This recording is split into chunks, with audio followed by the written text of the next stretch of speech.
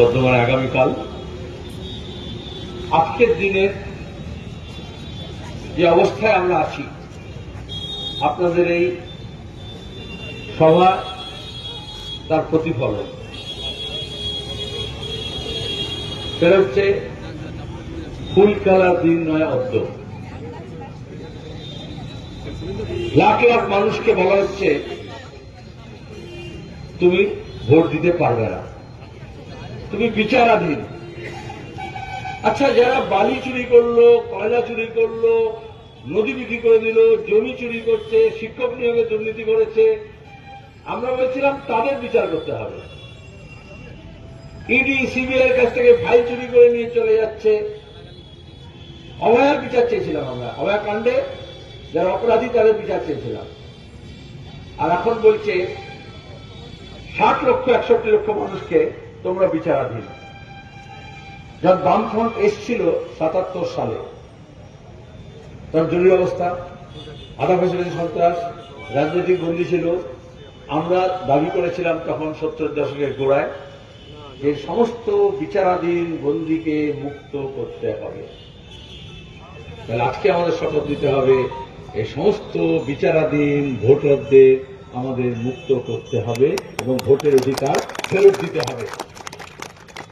যেদিন এসআইআর বলেছে সেদিন থেকে সিপিআইএম বলেছে, বামপন্থী দলেরা বলেছে, এটার বদ মতলবে হচ্ছে। সে বদ মতলব কি?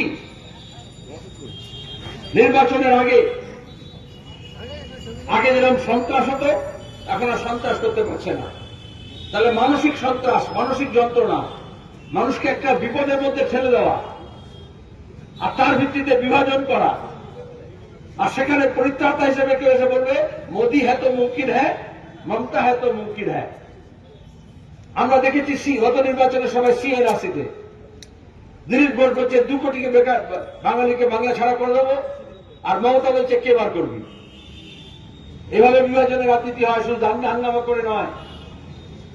আজকে আমাদের রাজ্যের মানুষ যন্ত্রণাবিদ্ধ। কে দিচ্ছে এই যন্ত্রণা? ভোট হবে, সুষ্ঠু হবে, অবাধ হবে, এটাই তো আমাদের দাবি। নিরপেক্ষ হবে। নির্বাচন কমিশন সংবিধান সৃষ্ট একটা সংস্থা। যখন বিজেপি সরকার এলো, সেই বাজপেয়ী যখন মমতা তার সাকরেত ছিলেন, তখন থেকে সিপিআইএম বলে যাচ্ছে যে সাংবিধানিক প্রতিষ্ঠানগুলোকে দখল করবে। যে কোনো ফাঁসির সংগঠন তাই করে, ভেতর থেকে সাংবিধানিক কাঠামোকে ভাঙবে।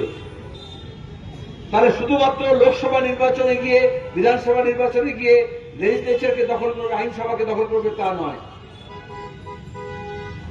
এই জন্য বললো আইএস অফিসারদেরকে যারা লেটে আসছে, লেটার এন্ট্রি বলে আরএসএস ক্যাডারকে আইএস অফিসার করে দেওয়া হবে। তাহলে স্টিল ফ্রেমটাকে ভাঙা হচ্ছে, ব্যুরোক্রেসি।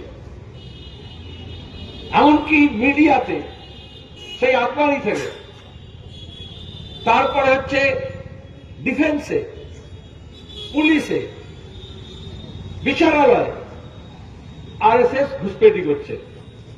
আর তার আপনাদের মননে আমাদের মনে ঢোকাচ্ছে, দেখো ঘুষপেটিয়া মানে হচ্ছে যে বাংলা ভাষায় কথা বলে। আজকে শাসনের, দেশের, সরকারের সব কথা বিভাগে এই সান পরিবার শীত কাটছে। আর এটা হয়, একটা হিন্দু সাম্প্রদায়িকতা ভিত্তি করে, একটা মেজরিটেরিয়ানিজম, বহুসংখ্যকবাদের রাজনীতি করে, উস্কানি দিয়ে যদি একটা ফাসিস্ট ব্যবস্থা কায়েম করতে হয়, তার একটা অন্যতম শর্ত হচ্ছে, তাহলে এক হাতে তো তালি বাজে না, তাহলে মুসলমান মৌলবাদী সাম্প্রদায়িক শক্তি তাকেও একটু ইজারা দিতে হবে, তবে তো রেশারেশি হবে। এমনি ক্রিকেট ম্যাচ আর ভারত পাকিস্তানের ক্রিকেট ম্যাচ উত্তেজনা তো থাকে না। এমনি ফুটবল ম্যাচ আর ইস্ট বেঙ্গল বনাম মোহনবাগান একটু বাড়তি উত্তেজনা থাকে না। তাহলে আমাদের রাজনীতিতে ওরা চাইছে, যেমন আগে ছিল ভারত পাকিস্তান, যখন গুজরাটে ভোট হয়েছে মোদী তখন মিয়া মুশাররফ পাকিস্তান এই করে ভোট পার করেছে। এখন যখন পশ্চিমবঙ্গে ভোট হচ্ছে, আসামে ভোট হচ্ছে, তাহলে এখানে তো পাকিস্তান আর মিয়া মুশাররফ বললে হবে না, ইমরান খান বললে হবে না, নওয়াজ শরীফের ভাই এখন প্রধানমন্ত্রী, তার নাম বললে হবে না। ওই মোদি যার বাড়িতে গিয়ে বিরিয়ানি খেতে গিয়েছিল, ফিরতে ফিরতে ওপর তলায় সব এক থাকে, তলায় মানুষকে ভাগ করে।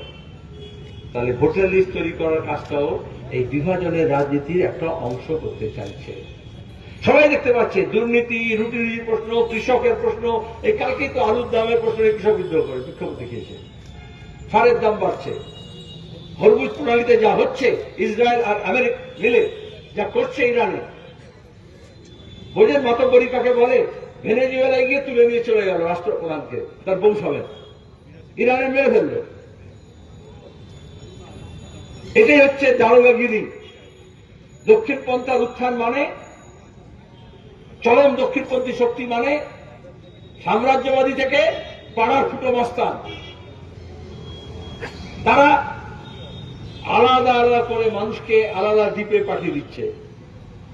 আরব দেশগুলোকে ইরান এবং ইরাকের মধ্যে দীর্ঘদিন ধরে যুদ্ধ করেছে, তারপরে ইরাককে খতম করেছে, তারপরে ইরানকে খতম করেছে। কেউ যদি মনে করে এটা মুসলমানের বিরুদ্ধে হচ্ছে, আমি তো হিন্দু, কেউ যদি মনে করে এটা তো এখানকার ঘটিদের ব্যাপার না, এটা উদ্বাস্তুদের ব্যাপার, কেউ মনে করে এটা আদিবাসীদের ব্যাপার, এটা তো পুরুষদের ব্যাপার না, বিবাহিত মহিলাদের ব্যাপার, তাহলে আসলে এই দক্ষিণপন্থার উত্থানের সঙ্গে আমরা যে বিভাজনের রাজনীতি বলি, তারা আমাদেরকে আলাদা আলাদা দ্বীপে পাঠিয়ে দেয়। আমরা কেউই আলাদা আলাদা দ্বীপে দীর্ঘদিন বেঁচে থাকতে পারি না। লাল ঝান্ডা মানে হচ্ছে, বামপন্থা মানে হচ্ছে এই সাঁকো তৈরি করে। তাহলে 1,20,00,000 বাদ হবে, 61 লক্ষ হচ্ছে ডাউটফুল। আমি পরিষ্কার বলছি, বিচারাধীন কিছু নাই। আসামে তো করেছে ডিভোটার, এর একটা অন্য নামে, কিন্তু ডাউটফুল। তাই তো বলছি আপনাকে, রাতারাতি আপনাকে বলছে। আচ্ছা, কেন হলো ডাউটফুল? কে করলো সন্দেহ? কিসের ভিত্তিতে হলো? ম্যাপিং যখন হলো, প্রথমে বলেছিল 2000 ভোট, যখন বামফ্রন্ট সরকার ছিল, এরকম এসআইআর হয়েছিল, তখন তো এই উত্তেজনা হয়নি, তখন তো এই বিভাজনের রাজনীতি ছিল না। তখন তো রোহিঙ্গিয়া, জেহাদি, উইপোকা, কে পূব থেকে এসছে, কে পশ্চিম থেকে এসছে, কার নামের বানান গাঙ্গুলি রেখা আছে, কার নামের নাম গঙ্গোপাধ্যায় আছে, খাতুনের বানান কার TUNN আছে, TONN আছে, আর কার TUN আছে, শেখ বানান কিভাবে রেখেছে। মুসলমান নামগুলো আরবি ফার্সিতে হয়, মাঝখানে গ্রামার অনুযায়ী উল হয় বা উর হয়। সেটা কেন হয়, সন্ধির নিয়ম কি যদি না জানে, কোথায় ল হয় কোথায় র হয় জানে না।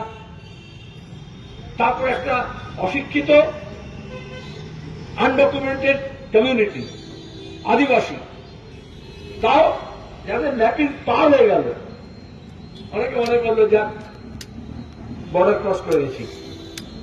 তারপর এখন বেরিয়ার লাগিয়েছে। কেন লাগালো, কিসের জন্য? এটাই হচ্ছে রাজ্য প্রশাসনের ব্যর্থতা।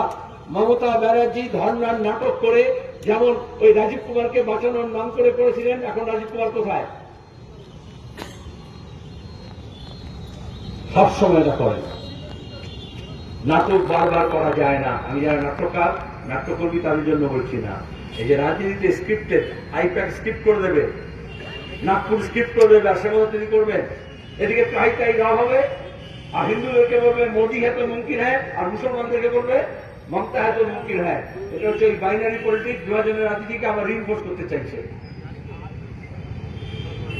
কিন্তু যাদের কাছে আপনি ডকুমেন্ট জমা দিয়েছেন, এটা রাজ্য প্রশাসনের লোকজন, বিডিও, এসডিও, ডিএম, নাম বলুন, এই আরো নাম বলুন রাজ্যের কিছু আরো। তাহলে যে প্রশাসন বালি চুরি, কয়লা চুরি, চাকরি চুরিতে সিদ্ধহস্ত, জমি চুরিতে, আজকে আমি সাংবাদিক সম্মেলন করছিলাম, বলে এইখানে উপখণ্ডে আপনাদের বর্ধমান শহরে হচ্ছে তোমার কি জমি চুরি হচ্ছে, আছে জলাভূমি চুরি হয়ে যাচ্ছে, খাদান চুরি যাচ্ছে, বালি চুরি যাচ্ছে।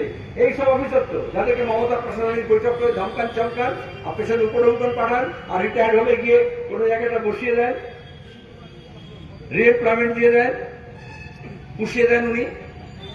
তাহলে তারা একটা ডকুমেন্ট দেখে ঠিক করতে পারলো না, এটা তো এক্সিকিউটিভের কাজ। তাহলে আমাদের রাজ্যের রাজ্য প্রশাসন ফেল করলো, এক্সিকিউটিভ যারা তারা প্রশাসক